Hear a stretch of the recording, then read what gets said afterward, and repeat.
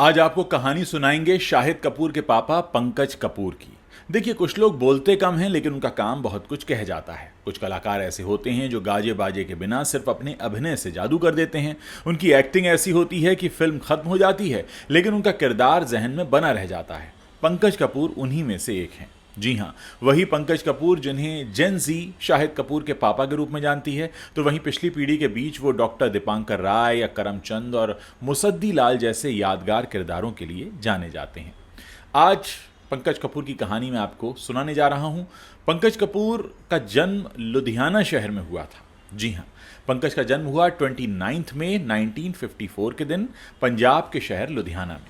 उनके पिता कॉलेज के प्रिंसिपल और इंग्लिश के प्रोफेसर थे। घर का माहौल पढ़ाई लिखाई वाला था, साहित्यिक था। इसी माहौल में पंकज कपूर के भीतर कला और संस्कृति के बीज भी पड़ गए। जब 18 की उम्र में पंकज कपूर ने घर में बताया कि वो अभिनेता बनना चाहते हैं तो उनकी मां रोने लगी। वहीं उनके पिता आनंद प्रकाश कपूर ने इस पर गर्व जताया। पिता ने पंकज को अभिनय में एनएसडी से, नेशनल स्कूल ऑफ ड्रामा से औपचारिक प्रशिक्षण लेने की सलाह दी। पंकज कपूर ने अपने पिता की सलाह पर एक्टिंग में करियर बनाने के लिए एफटीआईआई और नेशनल स्कूल ऑफ ड्रामा दोनों में आवेदन कर दिया। स्क्रीन टेस्ट के दौरान एफटीआईआई ने उन्हें रिजेक्ट कर दिया लेकिन एनएसडी में उनका सिलेक्शन हो गया। पंकज कपूर को एफटीआईआई में स्क्रीन टेस्ट में रिजेक्ट कर दिया गया था और इस बात का उन्हें अफसोस भी रहा। मैं आपको बताऊंगा कि कैसे एक प्ले की वजह से उन्हें फिल्म गांधी में काम करने का मौका मिला, क्योंकि पढ़ाई के साथ साथ वो थिएटर भी करते थे। पढ़ाई पूरी होने के बाद वो एनएसडी की रेपर्टरी कंपनी में नौकरी करने लगे। पंकज कपूर को फिल्मी दुनिया में जो सबसे बड़ा ब्रेक दिया वो हॉलीवुड निर्देशक रिचर्ड एटनबरो के जरिए मिला था। दरअसल पंकज कपूर मुख्यमंत्री नाम के नाटक में अभिनय कर रहे थे। इसमें उन्होंने मुख्यमंत्री के सचिव का किरदार निभाया था। गांधी फिल्म के डायरेक्टर रिचर्ड एटनबरो को इसी प्ले में पंकज का अभिनय इतना पसंद आया कि उन्हें गांधी जी के दूसरे सचिव प्यारे लाल नायर का रोल उन्होंने ऑफर कर दिया। पंकज का मानना था कि उनकी शक्ल प्यारे लाल नायर से मिलती जुलती थी और शायद इसी वजह से उन्हें यह काम मिला था। 1982 में आई फिल्म गांधी फिल्म महात्मा गांधी के जीवन पर आधारित थी। फिल्म का निर्देशन आप जानते हैं रिचर्ड एटनबरो ने किया था और उस दौरान कुछ ऐसा भी हुआ कि गांधी फिल्म करने की वजह से इन्हें नौकरी से भी निकाल दिया गया था। जी हाँ, उस समय फिल्म गांधी में लीड एक्टर के लिए डबिंग आर्टिस्ट की तलाश हो रही थी। किसी ने पंकज को बताया कि शायद मुंबई के नटराज स्टूडियो में इसके ऑडिशन हो रहे हैं।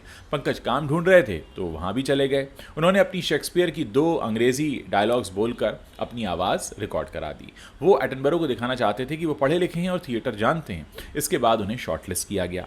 गांधी में पंकज कपूर ने गांधी जी के रोल की डबिंग हिंदी में की थी। जी हाँ, ये बहुत कम लोग जानते हैं और इसके लिए उन्हें बीआर स्टूडियो बुलाया गया। वहाँ उनसे गांधी जी के उपवास वाले एक कठिन सीन की डबिंग करवाई गई। इसमें गांधी जी बहुत धीमी आवाज़ में बोलते हैं। पंकज ने वो सीन अंग्रेजी में डब किया। एटनबरो ने वो सीन सुना और तुरंत उन्हें चुन लिया। इसके बाद पंकज ने फिल्म गांधी के लिए डबिंग करना शुरू कर दिया। वो रोज़ 11 घंटे डबिंग किया करते थे। हालांकि पंकज कपूर को फिल्म गांधी में काम करने की वजह से अपनी एनएसडी की नौकरी खोनी पड़ी। इसके बाद पंकज कपूर ने मुंबई का रुख कर लिया। फिल्म गांधी के बाद पंकज कपूर ने पैरेलल सिनेमा के फिल्म मेकर श्याम बेनेगल की मंडी और आरोहण, कुंदन शाह की जाने भी दो यारों, सईद अख्तर मिर्जा की मोहन जोशी हाजिर हों, मृणाल सेन की खंडहर और विधु विनोद चोपड़ा की खामोशी जैसी फिल्मों में काम किया। चमेली की शादी फिल्म भी उन्होंने की जिसमें उन्होंने एक आम आदमी की मासूमियत और सच्चाई दिखाई। खास बात यह थी कि जब उन्होंने फिल्म की थी तब वो सिर्फ 32 साल के थे और उन्होंने चमेली की शादी में अपने से 4 साल छोटी अमृता सिंह के पिता का किरदार निभाया था। हालांकि पंकज कपूर बहुत अच्छी फिल्में कर रहे थे लेकिन कहीं ना कहीं वो इन फिल्मों से अपनी आर्थिक ज़रूरतों को पूरा नहीं कर पा रहे थे। यानी उनको पैसे की दिक्कत हो रही थी। काम मिल रहा था पर पैसा उतना अच्छा नहीं था और इसी आर्थिक तंगी के चलते उन्होंने टीवी इंडस्ट्री में भी कदम रखा। 1985 में उन्होंने टीवी की ओर रुख किया। हालांकि शुरुआत में वो टीवी में काम नहीं करना चाहते थे। जब उन्हें सीरियल करमचंद ऑफर किया गया तो उन्होंने पहले तो मना कर दिया, लेकिन पंकज कपूर ने बाद में फिर इसमें काम किया और आज वो उनकी पहचान के तौर पर जाना जाता है। पंकज कपूर ने एक इंटरव्यू में टेलीविजन को चुनने का कारण बताते हुए कहा था, मसला सर्वाइवल का तो था क्योंकि जिन फिल्मों में हम काम कर रहे थे उनमें कोई खास पैसा नहीं था, बस काम करने का मौका मिल जाता था। ऐसे ही वक्त में टेलीविजन की शुरुआत हो गई। मुझे करमचंद नाम का सीरियल ऑफर हुआ लेकिन शुरुआत में मैंने मना कर दिया। मुझे लगा मैं टीवी नहीं करना चाहता। हालांकि पंकज कपूर की जो कमज़ोर आर्थिक स्थिति थी उसने उन्हें सोचने पर मजबूर कर दिया। उन्होंने कहा, जब मैंने देखा कि मेरे पास पास खाने के लिए भी पैसे नहीं हैं और गुजारा करना मुश्किल हो रहा है, तो मैंने सोचा कि चलो स्क्रिप्ट देखते हैं। पंकज कपूर ने बताया था कि करमचंद करना उनके लिए एक ब्लेसिंग इन डिस्गाइज जैसा साबित हुआ। उस दौर की फिल्मों में उन्हें जो रोल मिलते थे वो काफ़ी सीमित होते थे। उन्हें हीरो के दोस्त या हीरोइन के भाई या फिर छोटे मोटे विलन के रोल मिल रहे थे। टेलीविज़न एक बड़ा माध्यम बनकर उभरा जिसने उन्हें कई यादगार रोल निभाने का मौका दिया। जो पहली पहचान उनकी लोगों के बीच बनी वो करमचंद के जरिए ही बनी थी। अक्सर उस जमाने में लोग गाजर लेकर पंकज कपूर के पास पहुंच जाते थे क्योंकि उनका किरदार गाजर बहुत खाता था। एक्टर शाहिद कपूर ने मिड डे को दिए एक इंटरव्यू में अपने पिता पंकज कपूर की टीवी पॉपुलैरिटी को लेकर एक बार कहा था कि जब वो दिल्ली में अपनी मां नीलिमा अजीम के साथ रहते थे तो एक बार पंकज कपूर उन्हें निरूला रेस्टोरेंट ले गए। तभी अचानक लोग उन्हें पहचान गए, भीड़ लग गई उनको देखने के लिए। करीब 30 लोग एक एक करके गाजर लाने लगे। सब कहने लगे, ये लीजिए, हमारे हाथ से गाजर खा लीजिए। दरअसल करमचंद शो में पंकज कपूर गाजर खाते दिखते थे, इसीलिए लोग असल जिंदगी में भी उन्हें गाजर खिलाना चाहते थे। शाहिद ने बताया कि भीड़ देखकर पंकज कपूर ने घबराकर कहा कि ये क्या कर रहे हैं आप, मैं अपने बेटे के साथ पिज़्ज़ा खा रहा हूँ। उन्होंने शाहिद का हाथ पकड़ा और बोले, बेटा चलो भागते यहाँ से। फिर दोनों वहाँ से निकल गए। राख और एक डॉक्टर की मौत के लिए ये 2 फिल्में थीं जिसके लिए पंकज कपूर को नेशनल अवार्ड भी मिला। जी हाँ, करमचंद के बाद पंकज कपूर जबान संभाल के, नीम का पेड़ और फिलिप्स टॉप 10 जैसे शोज में भी दिखाई दिए। टेलीविजन के साथ वो फिल्में भी कर रहे थे। उन्हें पहला राष्ट्रीय पुरस्कार फिल्म राख के लिए मिला जो 1989 में आई थी। इसके बाद एक डॉक्टर की मौत जो 1991 में आई, उनकी अदाकारी को स्पेशल जूरी अवार्ड दिया गया। 2001 में वो टीवी पर ऑफिस लेकर लौटे। ये शो सरकारी तंत्र पर एक करारा व्यंग्य था। इस शो के लिए पंकज कपूर को कई अवार्ड्स मिले। इसके बाद उन्होंने विशाल भारद्वाज द्वारा निर्देशित की गई फिल्म मकबूल में अभिनय किया 2003 में। ये फिल्म शेक्सपियर के नाटक मैकबेथ का रूपांतरण थी। उस दौरान ऐसा भी हुआ कि नसरुद्दीन शाह ने ये रोल ठुकराया था, तब पंकज कपूर को ये रोल मिला था अब्बा जी का। फिल्म मकबूल में पंकज कपूर द्वारा निभाया गया जहांगीर खान अब्बा जी का किरदार आज भी भारतीय सिनेमा में यादगार माना जाता है। अब्बा जी का रोल पहले शशि कपूर करने वाले थे, लेकिन वो उस रोल के लिए फिट नहीं थे। फिर ये रोल नसरुद्दीन शाह को ऑफर हुआ। फिल्म के निर्देशक विशाल भारद्वाज ने एक इंटरव्यू में इस बात का खुलासा किया था। विशाल ने बताया था, जब मकबूल की स्क्रिप्ट तैयार हुई तो मैंने नसरुद्दीन शाह से कहा कि आप इसमें जो किरदार पसंद हो चुन लीजिए। उन्होंने अब्बा जी का किरदार चुन लिया और तैयारी शुरू कर दी। उन्होंने अपने बाल बढ़ाने शुरू किए, मेहंदी लगानी शुरू की, दाढ़ी बढ़ाई ताकि वो किरदार में बिल्कुल रच बस सकें।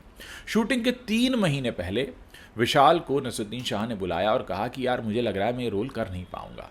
ऐसा नहीं है कि मैं फिल्म से भाग रहा हूं, बल्कि मुझे इस किरदार में अपने लिए एक्टर के तौर पर कुछ नया दिख नहीं रहा है। नसरुद्दीन शाह ने अपनी बात को आगे बढ़ाते हुए एक सुझाव दिया। उन्होंने कहा, फिल्म में जो इंस्पेक्टर पंडित और इंस्पेक्टर पुरोहित के किरदार हैं वो मुझे कहीं ज़्यादा चुनौतीपूर्ण लगते हैं। अगर नए एक्टर्स को ये रोल मिलेगा तो उनका महत्व कम हो जाएगा। मैंने ओमपुरी से बात कर ली है और हम दोनों मिलकर ये रोल निभाएंगे।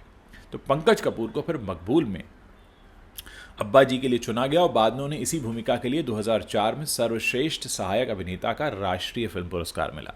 वहीं एक्टर पीयूष मिश्रा ने एक इंटरव्यू में बताया था कि शशि कपूर भी ये रोल करने वाले थे, लेकिन वो फिट नहीं बैठ रहे थे। अंत में पंकज कपूर ने अब्बा जी का रोल निभाया और उन्होंने इस किरदार को अपने बेमिसाल अभिनय से अमर बना दिया। मकबूल में अब्बा जी के रोल को काफ़ी सराहा गया और आज भी जब बड़े रोल्स की बात होती है पंकज कपूर की लाइफ में तो अब्बा जी का जिक्र आता है। इसके बाद Pankaj Kapoor the blue umbrella, 10, हल्ला बोल और मटरू की बिजली का मंडोला जैसी फिल्मों में दिखे। 2019 में उनकी किताब दोपहरी छपी। पिछले कुछ वर्षों में वो जर्सी, लॉस्ट, भीड़ और बिनी एंड फैमिली जैसी फिल्मों में दिखाई दिए हैं। वहीं 2024 में उन्होंने नेटफ्लिक्स की सीरीज़ IC-814 में द कंधार हाईजैक जो आई थी, जिस पर बनी थी, उस पर भी काम किया। पंकज कपूर की पहली पत्नी नीलिमा अजीम एक एक्ट्रेस हैं, डांसर हैं, लेखिका हैं, जिनसे उन्हें पुत्र शाहिद कपूर की प्राप्ति हुई। पंकज कपूर ने देखिए 2 बार शादी की, उनके 3 बच्चे हैं। उनकी पहली शादी एक्ट्रेस और डांसर नीलिमा अजीम से हुई। पंकज कपूर की पहली मुलाकात नीलिमा अजीम से NSD में हुई थी। नीलिमा उस वक्त कथक सीख रही थी और पंकज एक्टिंग की ट्रेनिंग ले रहे थे। दोनों की दोस्ती जल्दी मोहब्बत में बदल गई और साल 1979 में उन्होंने शादी कर ली। 1981 में उनके बेटे शाहिद कपूर का जन्म हुआ। हालांकि शादी के कुछ सालों बाद दोनों के रिश्ते में दरार आने लगी और 1984 आते आते इन दोनों का तलाक हो गया। नीलिमा ने एक इंटरव्यू में कहा था कि अलग होने का निर्णय पंकज कपूर का था, वो अपनी ज़िंदगी में काफ़ी आगे बढ़ गए थे। इसके बाद इनकी दूसरी शादी होती है सुप्रिया पाठक से, जो अभी भी इनकी पत्नी है।